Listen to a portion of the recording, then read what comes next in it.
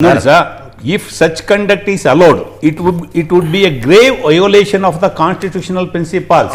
CBI ನವರು ನೋಡಿ ಅದನ್ನೇ ನಾನು ಹೇಳಿದ್ದು. ಅವ್ರು ಏನು ರೇವಜಿ ಇದ್ರದ್ದು ಬಾಟ್ಲಿಂಗ್ ಆಗೋಣ ಪ್ರಸ್ತಾಪ ಮಾಡಿದ್ರು, ಅಲ್ಲಿ ಯಾವ ಏಜೆನ್ಸಿನೂ ಇವರು PIL ಹಾಕೊಂಡು ಇವ್ರು ಚಾಲೆಂಜ್ ಮಾಡಿ ಇವ್ರ ರಿಪೋರ್ಟ್ ಮೇಲೆ ಅಲ್ಲಿ ರಾಜೀನಾಮೆ ಕೊಟ್ಟಿದ್ದು, ಅದು ಬೇರೆ. ಇಲ್ಲಿ ಹಂಗಲ್ಲ ಸರ್.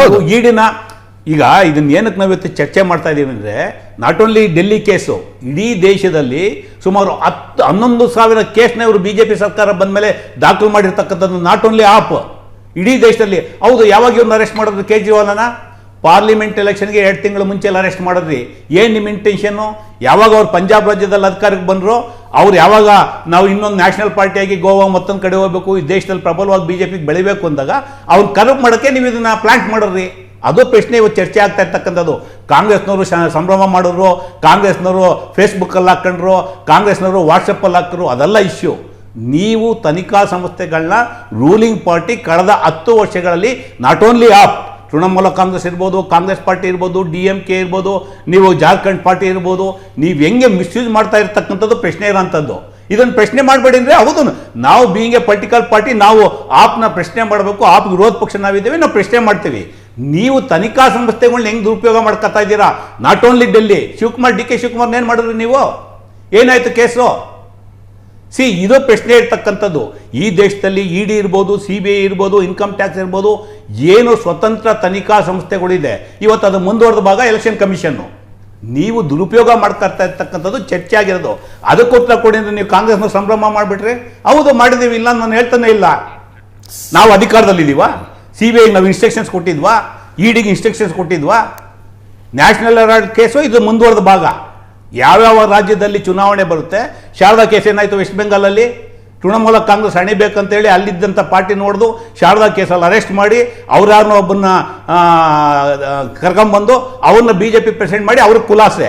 ವಾಷಿಂಗ್ ಮೆಷೀನು, ಯಾರ್ಯಾರು ಆರೋಪ ಹೊತ್ಕೊಂಡಿರ್ತೀರ BJPಗೆ ಜಾಯ್ನ್ ಆಗಿಬಿಟ್ರೆ ಆರೋಪ ಮುಕ್ತರು, ನೀವು ಶುದ್ಧರು. BJPಗೆ ಬರಲಿಲ್ಲ ಅಂದರೆ ನಿಮಗೆ ಫಿಕ್ಸಿಂಗು. ಅದು ಚರ್ಚೆ ಆಗ್ತಾ ಇರ್ತಕ್ಕಂಥದ್ದು. ಕೋರ್ಟ್ ಇವತ್ತು ವೆರಿ ಸೀರಿಯಸ್ಲಿ ಟೆಕ್ನಿಕಲ್ ಪಾಯಿಂಟ್ ಮೇಲೆ ಕೊಟ್ಟಿರ್ತಕ್ಕಂಥದ್ದಲ್ಲ. CBI ತಪ್ಪು ಮಾಡಿದೆ, CBI ಆಫೀಸರ್ಸ್ ಮೇಲೆ ಎನ್ಕ್ವೈರಿ ಆಗಬೇಕಂತ ಅಬ್ಸರ್ವೇಷನ್ ಕೊಟ್ಟಿದ್ದಾರೆ. ಕಾಮನ್ ಆಗಿ ಯಾವ ಜಜ್ಮೆಂಟಲ್ಲಿ ಈ ಥರ ಕೊಡಲ್ಲ. ಅವ್ರ್ಯಾರು ಪಾಪ BJP ಸ್ಪೋಕ್ಸ್ ಪರ್ಸನ್ ಹೇಳ್ತಾ ಇದ್ರು technical error. It is not technical error.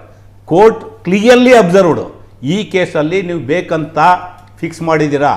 ಬಲಿಪಶು ಯಾರು? ಸರ್, ನೀವು ಮಾಡಿದ ಆರೋಪಗಳು ಪೊಲಿಟಿಕಲ್ ಆರೋಪಗಳು ಅಷ್ಟೇ. ಡೆಫಿನೆಟ್ಲಿ ಒಂದು ರಾಜಕೀಯ ಪಕ್ಷವಾಗಿ ನಾವು ಆರೋಪ ಮಾಡಿದೀವಿ. ನಾಟ್ ಓನ್ಲಿ ದಟ್, ನಾವು ಎಲ್ಲೂ ಸಹ ನಾವು ಅಧಿಕಾರ ದುರುಪಯೋಗ ಮಾಡ್ಕೊಂಡು ಕೇಜ್ರಿವಾಲ್ ಮೇಲೆ ಕೇಸ್ ಹಾಕಕ್ಕೆ ಹೋಗಿಲ್ಲ.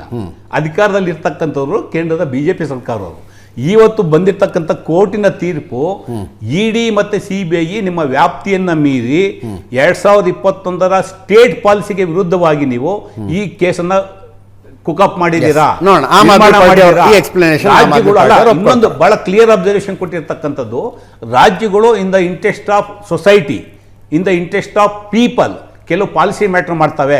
ಪಾಲಿಸಿ ಮ್ಯಾಟರ್ಗಳನ್ನ ಈ ತರ liquor scam was in the interest of people. Court observation ನಮ್ಮಲ್ಲ.